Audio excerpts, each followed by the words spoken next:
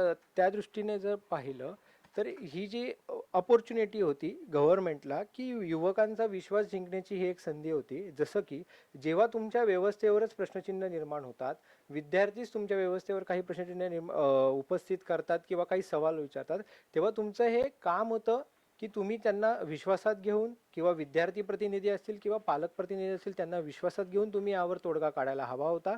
राहिला प्रश्न राजीनाम्याचा, ही काय पॉलिटिकल मागणी नव्हती. जरी काही राजकीय विरोधक तुमचा राजीनामा मागत असावेत, पण जर विद्यार्थ्यांकडनं देखील हीच मागणी आहे की बाबा हे फेल्युअर आहे, तुमच्या व्यवस्थेचं हे फेल्युअर आहे, तुम्हाला साधी एक परीक्षा घेता येत नाही आणि त्यानंतर मग तुम्ही जेव्हा याची चौकशी लावता, मग तपास करता आणि मग लगेच सांगता की आम्ही कुठेही दिरंगाई केली नाही, जशी आम्हाला माहिती मिळाली तसे आम्ही ते पेपर फुटी प्रकरणाच्या आरोपींना आम्ही अटक केली वगैरे वगैरे वगैरे. पण आता प्रश्न हा आहे की पेपर फुटलाच कसा? बरं फुटला ते फुटला, मग तुम्ही त्या विद्यार्थ्यांना का बरं विश्वासात घेऊ शकला नाही ज्या विद्यार्थ्यांनी आत्महत्या केली? आज त्या पालकांवर काय वेळ आली असेल, आपण हे देखील पाहिलं पाहिजे. त्यामुळे मला असं वाटतं की सरकारसाठी, मग कोणतंही सरकार असो, राज्य असो केंद्र असो, ही एक संधी होती. तुम्ही विद्यार्थी जे तुमचं भारताचं भविष्य आहेत, आणि पंतप्रधान नरेंद्र मोदी यांनी एका कार्यक्रमात म्हटलं होतं की माझा जेन झेडवर विश्वास आहे, तेच हा देश विकसित भारतापर्यंत पोहोचवतील. विकसित भारत ही जी कन्सेप्ट आहे, जी आपण 2047 पर्यंत असं म्हणतो की आपण विकसित भारत होऊ आणि आपण जगामध्ये एक वेगळी अर्थव्यवस्था असू आणि आपल्याकडे अनेक संधी असतील, म्हणजे एका पूर्णपणे आपण बौद्धिकरित्या, सामाजिकरित्या, राजकीयदृष्ट्या, आर्थिकदृष्ट्या आपण विकसित असू, असं सरकारचं एक व्हिजन आहे, जे चांगलं आहे, ते काही वाईट नाही आहे. पण जर त्या व्हिजनपर्यंत पोहोचणारी जी पिढी आहे तीच जर खस्ता खात असेल तुमच्या फक्त व्यवस्थेमुळे, तर मग त्या व्यवस्थेला जर प्रश्न विचारले तर चुकीचं काय? तुम्ही ते दुरुस्त केली पाहिजे. आणि राजीनामा घेणं म्हणजे फार काय त्यामध्ये मोठं आलं नाही, कारण तुम्ही स्वतःच म्हणता की आम्ही जनतेचे सेवक आहोत. जनतेचा त्या सेवकावर विश्वासच नसेल तर त्याला त्या पदापासून दूर करणं यात काही चुकीचं नाही. पूनम, पण काय वाटते, मोदी नेमकं पळतायत का?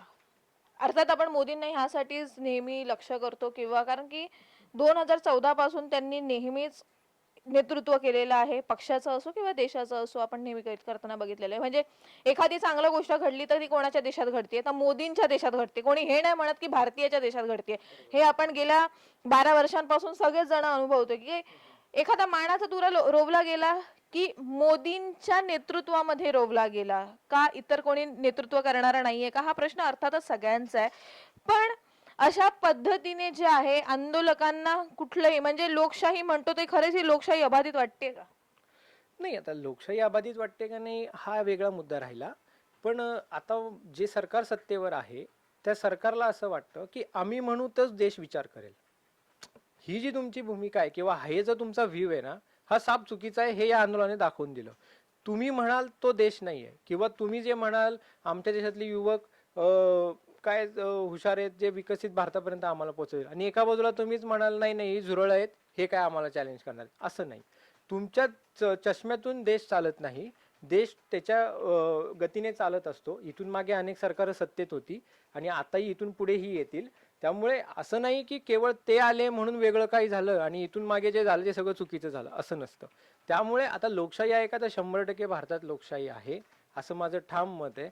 कारण आजपर्यंत आपल्या देशामध्ये लोकशाही जिवंत आहे हे युवकांनीच दाखवून दिलं.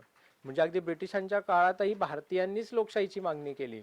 त्यावेळेस जरी नेते असले तरी जनमानस हे लोकशाहीवादीच आहे. आपलं जे जनमानस आहे, म्हणजे इव्हन आपल्या कुटुंबात देखील कोणताही निर्णय घेताना हा सर्वांची मतं जाणून घेऊनच घेतला जातो.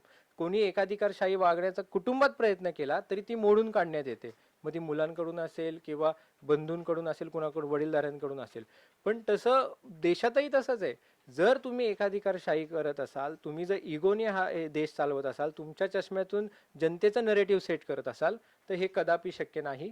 तुम्हाला जर भारतात कुठल्याही शासनाला, जर सरकारला भारतात जर सत्ता त्यांची कायम ठेवायची असेल किंवा जनतेप्रती खरंच तुम्ही काम करत असाल, तर तुम्हाला जनतेचा आवाज ऐकणं महत्वाचं आहे. तुम्ही असं म्हणू शकत नाही की आम्ही म्हणू ती पूर्व दिशा, किंवा तुम्ही जरी तुमच्या योजना राबवणार असाल किंवा एखादी आपण मुवमेंट असेल ती तुम्ही राबवत असाल, तर त्याला जनतेचं सहकार्य पण आवश्यक आहे. तुम्ही सरदोपटपणे करत नाही. आता हे जे आंदोलन आहे, हे आंदोलन हेच दाखवतं की लोकशाही अजून जिवंत आहे. तुम्हाला जरी वाटलं तुमचं बहुमत आहे, अनेक राज्यात तुमचं सरकार आहे, किंवा तुमचे नेते सध्या ज्या योजना राबवत आहेत ते राबवल्या जात आहेत, जनतेवर तुम्ही काही योजना थोपवताय घेणं देणं नसताना. पण जर त्याच जनतेला आता वाटतंय की बाबा हे एकाधिकारशाहीकडे चाललंय आणि जनतेने आवाज उठवला, ह्यालाच म्हणतात लोकशाही. त्यामुळे भारतात लोकशाही आहे आणि ती राहणार आहे. कोणी नेता आला, कारण इतके आक्रमणं झाली, इतक्या राजसत्ता येऊन गेल्या, अनेक सरकारं येऊन गेली, अनेक नेत्यांनी अनेक प्रकारे ते थोपवण्याचा प्रयत्न केला, पण जनता कधीच जुमानणार नाही आणि हे आंदोलन त्याचंच एक प्रतीक आहे. अर्थातच लोकशाही आहे. आपण कारण की हा प्रश्न विचारण्याचं कारण